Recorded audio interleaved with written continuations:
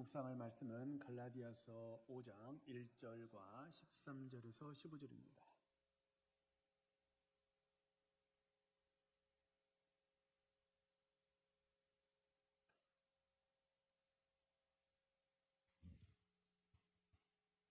갈라디아서 5장 1절과 13절에서 15절의 말씀 우리 찾으셨으면 함께 읽겠습니다. 5장 1절입니다. 그리스도께서 우리를 자유롭게 하려고 자유를 주셨으니 그러므로 굳건하게 서서 다시는 종의 멍에를 매지 말라. 13절입니다.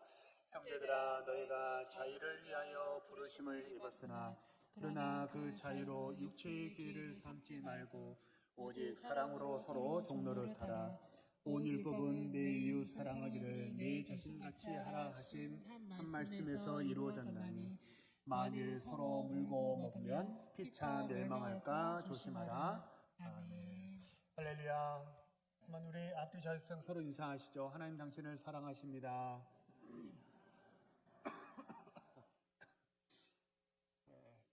우리 이제 무더위도 이제 진짜 한풀 꺾인 것 같죠. 이제 폭염 그런 건 좀 지난 것 같아요.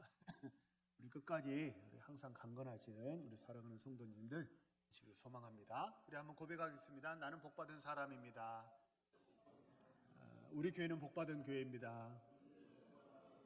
감사합니다. 하나님의 은혜가 늘 우리 가정과 우리 교회와 함께하는 줄로 믿습니다. 오늘은 세상에서 가장 무거운 싸움이라는 제목으로 말씀을 전하겠습니다. 우리는 품격을 획득해야 되는 사람이 아닙니다. 우리는 태초로 하나님이 우리를 창조하실 때부터 다른 여타 피조물에게 주지 않으셨던 하나님의 형상을 주셨고 하나님의 숨결, 하나님의 생명을, 하나님의 영을 우리에게 주셨어요. 그러니까 우리는 창조 때부터 어떤 지위를 획득하고 품격을 획득해야 되는 그런 종의 존재로 태어난 게 아니고 만들어진 게 아니고 지어질 때부터 우리는 아주 하나님의 고귀한 품성을 가지고 품격을 가진 하나님의 자녀로 지어진 줄로 믿으시기를 바랍니다. 이게 지난주에 나눴던 내용이에요. 그래서 하나님은 우리를 헛된 일을 시키기 위한 종으로 만드신 게 아니고 하나님은 우리를 하나님의 나라, 하나님의 유업을 물려받게 할 하나님의 자녀로 우리를 창조하셨다는 것입니다. 자, 하나님은 태초로부터 그렇게 지으셨어요. 이 땅에서 우리 육의 세계에서는 자녀가 되는 방법이 크게 보면 두 가지가 있습니다. 첫째는 어떻게 하면 자녀가 되죠? 부모로부터 태어나면 그러면 자녀가 됩니다. 내 배 아파서 낳았으니까 내 자녀가 되겠죠. 또는 어떻게 하면 자녀가 되냐면 남의 자식이더라도 내가 양자를 삼으면 그러면 자녀가 되었습니다. 지금 우리 세대에는 거의 많이 드물지만 지금도 왕왕 없진 않은 것 같아요. 근데 우리 아버지 세대 또 그 전의 세대는 이렇게 형님 내에서 자녀를 이렇게 동생내로 입양 보내기도 하고 남의 자식을 입양하기도 하고 그런 일들이 훨씬 더 많았잖아요. 당시에 예수님 당시에도 이렇게 남의 자녀를 양자 삼는 일들이 왕왕 있었습니다. 예를 들어 보면 창세기 15장 2절을 보면요. 아브라함이 자녀를 낳지 못할 때 누구를 양자 삼으려고 하냐면 아브라함의 신복처럼 마치 입안의 혀처럼 아브라함의 마음을 시원하게 하고 믿을만 했던 그 종이 하나 있었는데 그 종의 이름이 엘리에셀이었습니다. 다메섹 출신이에요. 이 사람을 하나님이 하나님 나 이제 더 이상 아기도 못 나니까 이 다메섹 엘리에셀을 내 양자 삼으면 좋겠습니다. 이렇게 아브라함이 하나님에게 말씀을 드렸다는 거예요. 아브라함만 그런 게 아닙니다. 로마의 황제도 그랬습니다. 로마의 황제는요 어땠냐면 자기 자녀에게 왕위를 절대 물려주지 않았어요. 로마라는 나라를 든든하게 세우기 위해서 자기 자녀에게 양자를 물려준 게 아니고 남의 자녀들, 어디 귀족쯤 되겠죠. 그들 중에서 아주 믿을만하고 또 아주 똑똑하고 실력 있는 사람을 선발해서 그를 양자로 삼고 그에게 왕위를 물려주었습니다. 이렇게 다른 사람의 자녀를 내 아들로 양자 삼는 경우가 아주 드문 경우가 아니에요. 아주 왕왕 있었던 그런 흔한 경우였는데, 근데 조건이 하나 있습니다. 남의 자식을 내 아들로 양자를 삼는 조건이 하나 있는데, 반드시 어디에 되냐면 믿을만 해야 되고 반드시 똑똑해야 됩니다. 뭐 똑똑하지 않은데 굳이 내 아들로 삼을 이유는 없는 것 아니겠습니까? 자, 믿을만하고 똑똑하면 그러면 어떻게 되느냐? 양자 삼을 만한 무리들, 그 후보군들 중에서 다른 경쟁자들과의 모든 경쟁을 다 이기고 나서 최종적으로 양자로 입양될 수 있었습니다. 이게 유괴 세계에서, 이 세상에서 양자가 되는 그런 기준이었습니다. 그런데 하나님이 우리를 양자 삼으실 때는 그런 세상의 기준과 좀 다릅니다. 우리 다 같이 신명기 7장 7절 우리 같이 한번 읽어보겠습니다. 시작. 여호와께서 너희를 기뻐하시고 너희를 택하심은 너희가 다른 민족보다 수요가 많기 때문이 아니니라. 너희는 오히려 모든 민족 중에 가장 적으니라.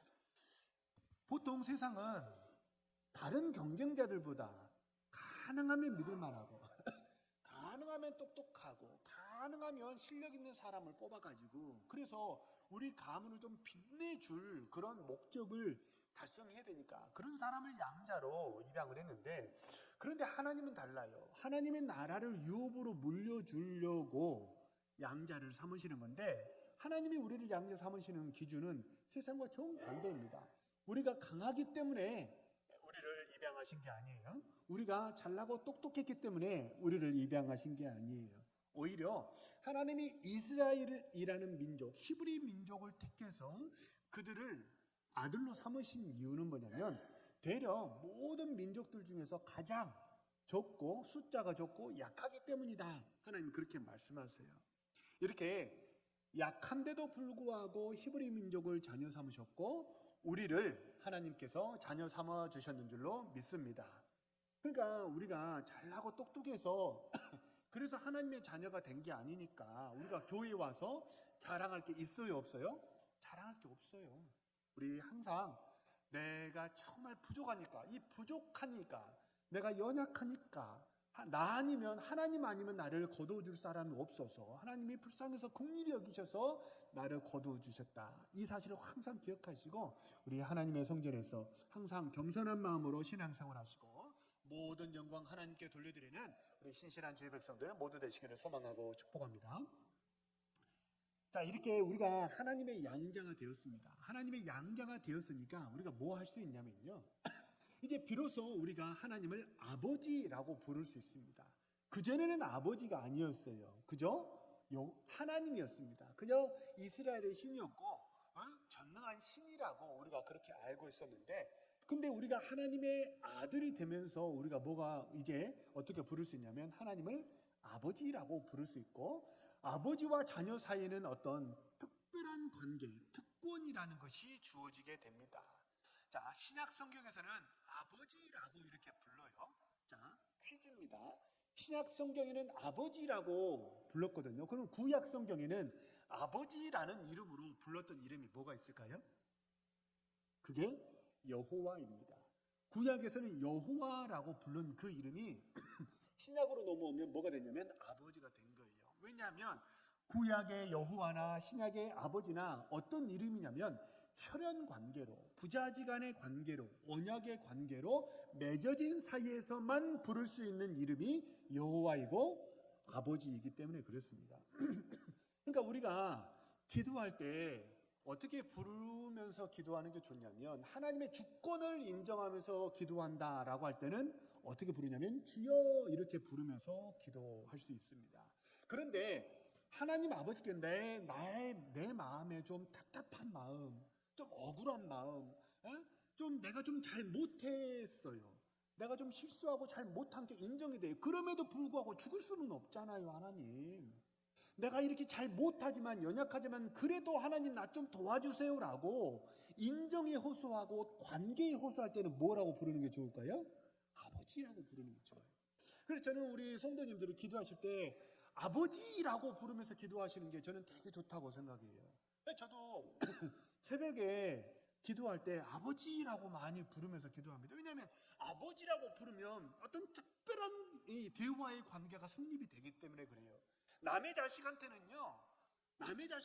들어주지 않아요. 근데 아버지예요, 아버지. 내 자식이고 내 아버지예요. 그러면 내 자식이 좀 못해도 어떻게 해요? 잘나야만 내 자식이 100점 맞고 1등하고 A 플러스 받고 돈도 척척 벌어오고 실수하지 않고 아버지를 실망시키지 않고 우리 가업을 충분히 이을이 많지. 잘하고 있을 때만 그래 넌 내 자식이다. 그래 같이 밥 먹자. 이러는 거 아니잖아요. 못해도 내 자식이고 잘해도 내 자식이고 못나도 내 자식이고 잘나도 내 자식이고 그 모든 허물을 덮어주는 거 누구예요? 남은 내 허물을 덮어주지 않아요. 근데 누구는 덮어주는 거예요? 아버지는 덮어준다는 거예요. 그래서 우리가 신앙생활할 때 이 신앙생활을 하나님을 경외하는 게 참 중요한데, 경외라는 것은 이 창조주 하나님을 두려워하는 마음도 우리 안에 있지만 하나님을 아버지라고 친근히 여기는 그 마음도 포함되어 있어요. 교회에서 우리가 찬양하고 기도하고 예배할 때 하나님을 아버지라고 고백하시면서 하나님께 친밀히 다가가시는 우리 사랑하는 모든 성도들 되시길 소망하고 축복합니다. 혹시 혹시 앵긴다는 말 아세요? 서울에서도 사용합니까? 앵긴다 그런 말 하잖아요. 무슨 뜻인지 정확하게 사전적인 의미는 몰라도 어떤 뉘앙스인지는 이해되시죠? 누가 앵길 수 있어요? 관계가 없는 사람은 앵기지 못해요. 이거 왜 이래 이 사람? 왜 이래? 앵기잖아요. 나하고 관계가 맺어지지 않았는데 앵기면요 그거 역효과가 제대로 나타나는 거예요. 그거는 하나님만 못돼요. 근데 관계가 있잖아요. 그러면 어떻게 해도 되는 거예요? 한번 따라서 한번 해보시죠. 하나님께 앵깁시다. 앵기는 건 누구만 하는 거예요? 관계가 있는 사람만 하는 거예요. 그래서 하나님이 애초에 어땠냐면 우리가 잘나서 양자 삼은 게 아니고 모든 민족보다 모든 사람보다 약하기 때문에 우리를 자녀 삼았어요. 그러니까 우리는 실적과 성과와 업적이 세상의 똑똑한 사람보다 많이 나올 것을 하나님이 기대하시지는 않겠죠. 그러니까 우리가 못해도 뭐 할 수 있는 거예요? 하나님께 앵길 수 있는 거예요. 하나님은 우리가 실수하고 연약할 때도 하나님은 우리를 외면하지 않으시고 꼭 우리를 붙드시고 좋은 곳으로 채우시고 선한 길로 인도하실 줄로 믿으시길 바랍니다. 그걸 뭐라 그러냐? 그 아버지의 사랑을 그 부모의 사랑을 어려운 말로 히브리 말로 뭐라고 하냐면 따라서 한번 해보세요. 헤세드라고 해요. 헤세드 들어보셨죠? 뭐 교회에서 보면 헤세드 중창단 찬양단 막 있잖아요. 헤세드라는 말이 뜻이 뭐냐면요, 포기하지 않는 사랑을 헤세드라고 해요. unfailing love예요. 실패할 수가 없어요. 왜냐하면 끝까지 어떤 일이 있더라도 내가 죽는 한이 있더라도 너를 포기하지 않아. 그게 하나님 아버지의 사랑이에요. 그게 뭐예요? 헤세드예요. 하나님과 혈연의 관계로 부자지간의 관계로 맺어져 있는 우리를 하나님은 헤세드의 사랑으로 끝까지 포기하지 않으시고 어떤 고난이 있더라도 어떤 죄악감도 있더라도 우리를 끝까지 붙드시고 선한 길로 인도하시는 줄로 믿으시길 바랍니다. 그래서 아버지라고 하는 이 관계가 신앙 속에서 내 안에 정립이 돼야 돼요. 그 뭐 이 땅에서 육신의 아버지가 사실은 그분도 그러려고 그랬겠습니까마는 우리가 이제 6.25 전쟁 이후에 우리나라가 산업 발전을 이루고 먹고 사는 게 되게 급했어요. 그러니까 아버지 어깨에 지어진 짐이 보통 무거운 게 아니었어요. 그러니까 어떠냐면 아버지들이 지금 예를 들면 지금 30대, 40대 뭐 이런 젊은 아빠들이 자녀에게 하는 것만큼 우리 60대, 70대, 80대 아버지들은 그러지 못하셨어요. 근데 그거는 사실 역할이 달랐을 뿐이고 시대가 그랬을 뿐이지 자녀를 사랑하는 마음은 똑같았을 거예요.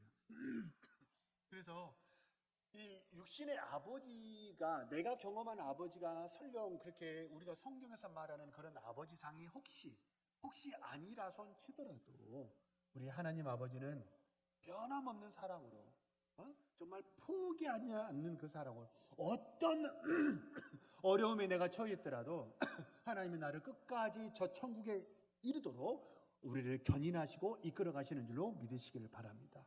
자, 우리는 이런 자녀예요. 이 자녀됨의 축복과 특권을 꼭 누리며 살아가시는 우리 사랑하는 모든 성도들 되시기를 소망합니다. 오늘 본문 1절을 보면 1절에서 뭐라고 말하냐면 우리가 종이 아니고 자유하는 아들이라고, 자유인이라고 얘기해요. 여기서 말하는 자유인은 자녀를 말하는 거예요. 당시에는 종은 자유가 없었거든요. 한번 보세요. 종은 뭐가 전부냐면 종의 인생에 전부가 있는 게 있어요. 그거 혹시 뭔지 아세요? 종의 머릿속에 가득 찬 게 있어요. 그게 뭔지 아세요? 일이에요, 일. 종은 뭐가 없어요? 관계가 없어요. 종은 일하는 기계일 뿐이에요. 그러니까 뭐 미국의 남북 전쟁 때도 그렇고 우리나라 조선 시대에도 그렇고 종, 노예, 하인 뭐 이름이 뭐라고 달랐든 그들은 머릿속에 뭐가 없냐면 관계가 없기 때문에 관계 속에서 일어나는 일들은 없어요. 그러니까 머릿속에 가득 찬 게 뭐밖에 없어요? 일이에요, 일.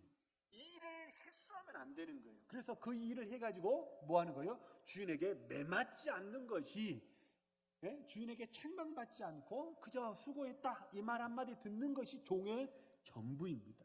근데 자녀는 어때요? 자녀는 아니에요. 자녀는 일해요, 안 해요? 자녀도 일합니다. 자녀도 가업을 이을 사람이기 때문에 자녀도 일을 하긴 하지만 자녀는 어떠냐면 일만 하지 않아요. 뭣도 있어요. 자녀에게는 관계도 있는 거예요. 그래서 뭘 살피는 거예요? 부모의 안위도 살피고 가족들의 형편도 살피는 게 그게 자녀의 역할이라는 것입니다. 한번 예를 들어보죠.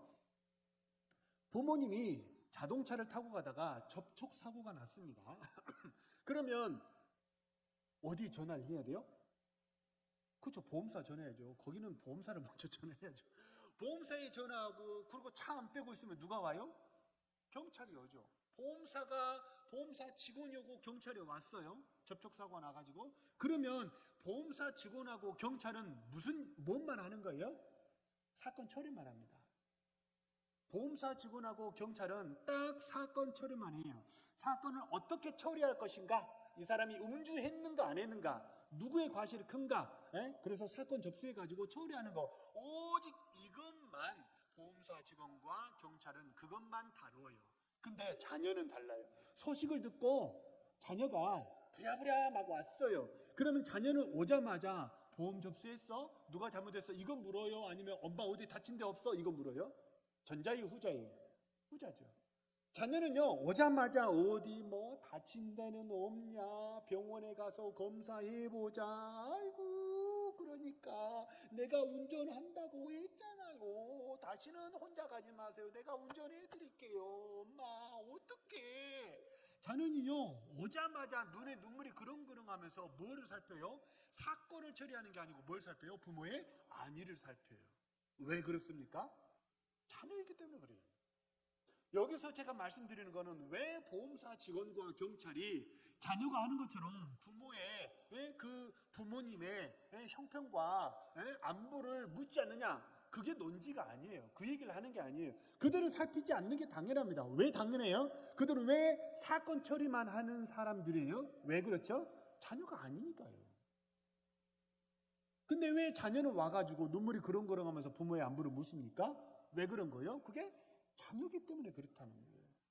혈연으로 맺어진 자녀이기 때문에 그렇다는 거예요. 그래서 자녀는 어떠냐면 똑같은 사안을 보더라도 관점이 달라요. 말이 다르고 생각이 다르고 행동이 다른 게 자녀인 줄로 믿으시기 바랍니다. 여기서 다르다라는 게 굉장히 중요한 포인트예요. 종과 직원과 자녀는 대응이 달라요.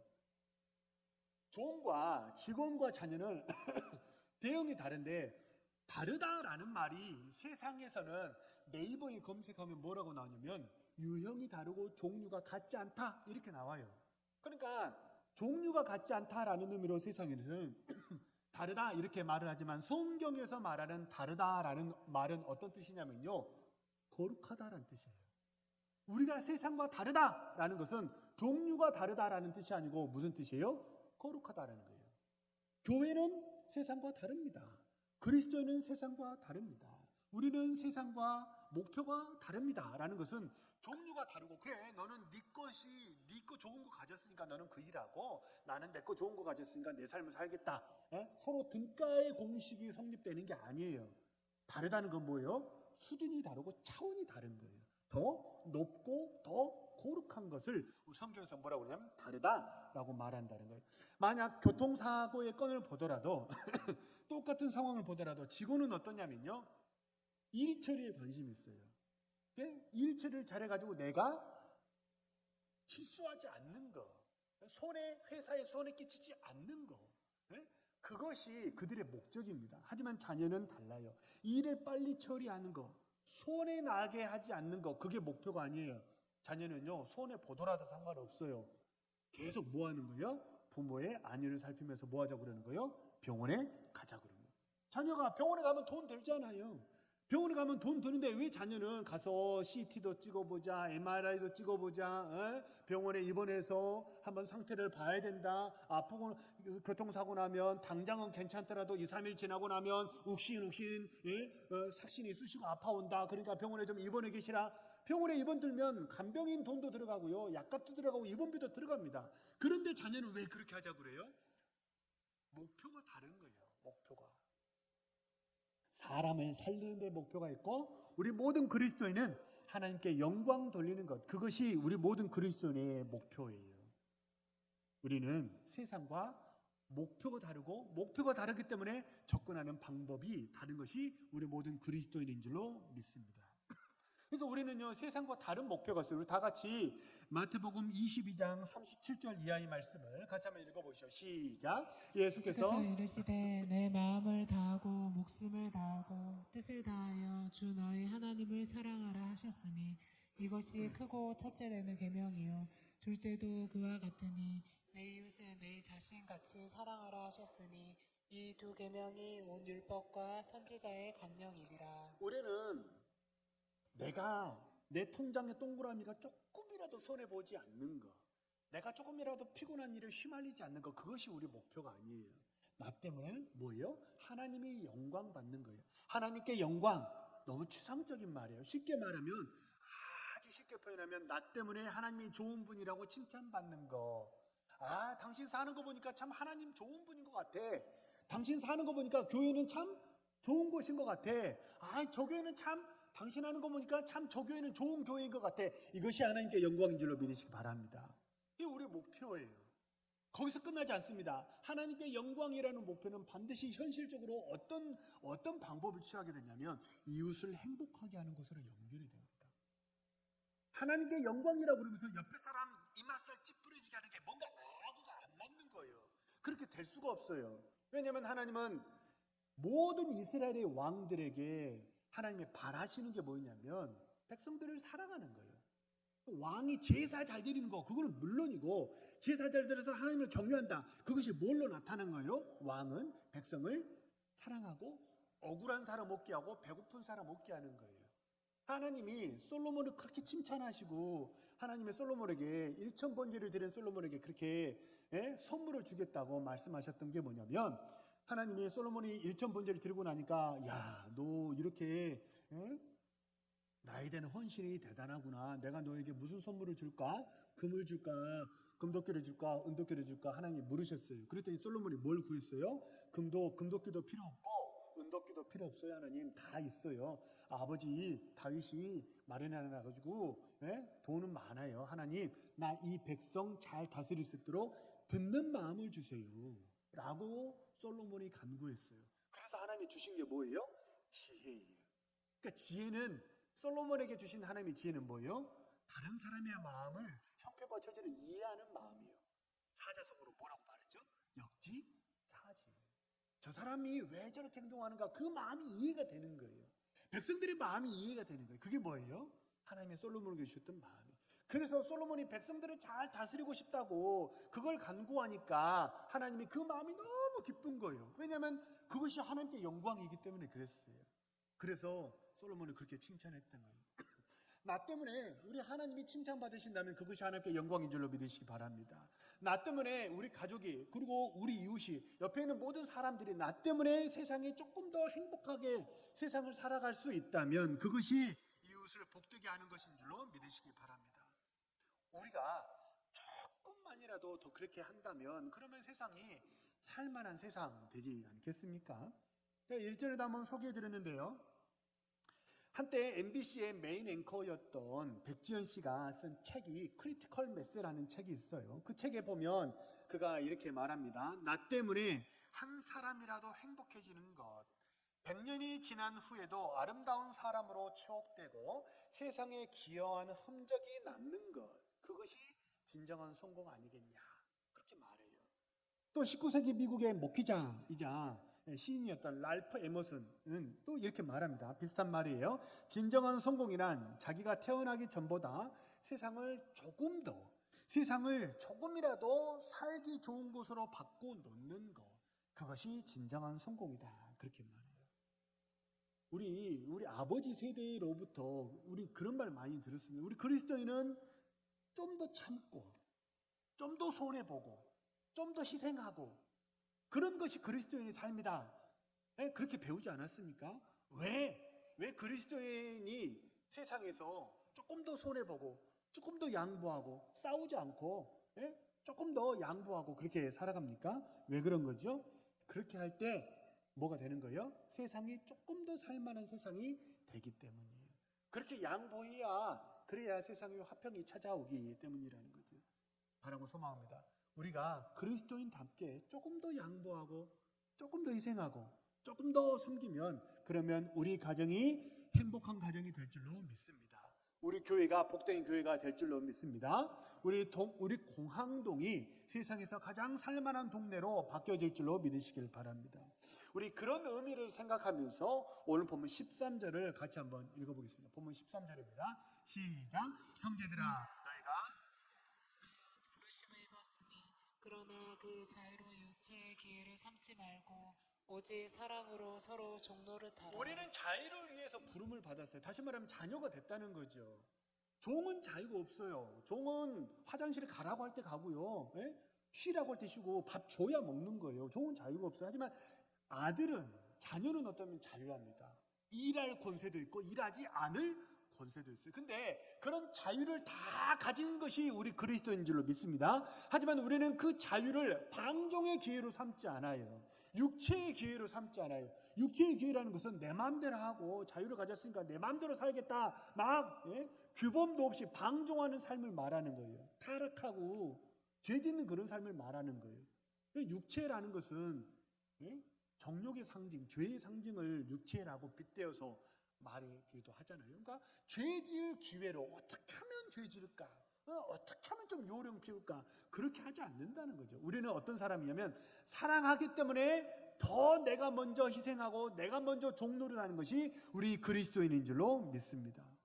근데 따져보면요, 우리라고 해서 어떠냐면